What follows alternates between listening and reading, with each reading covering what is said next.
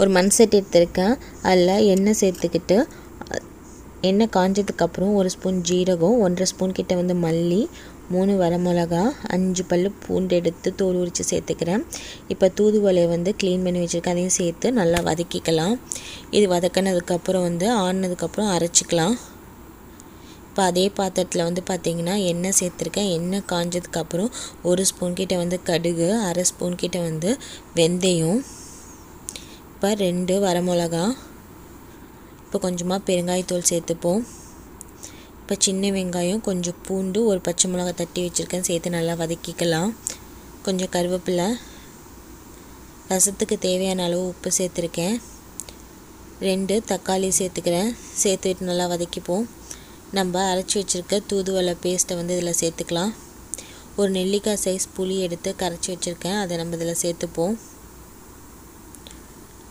சேர்த்துட்டு ரசத்துக்கு தேவையான அளவு நம்ம தண்ணி சேர்த்துக்கலாம்.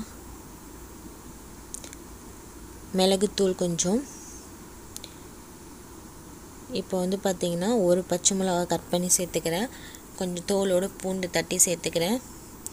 கொஞ்சம் தூதுவளையை வந்து கட் பண்ணி வச்சுருந்தேன், அதையும் சேர்த்து விட்டு நல்லா மிக்ஸ் பண்ணிப்போம். இதை மூடி வச்சுக்கலாம், நல்லா கொதிச்சு வரட்டும்.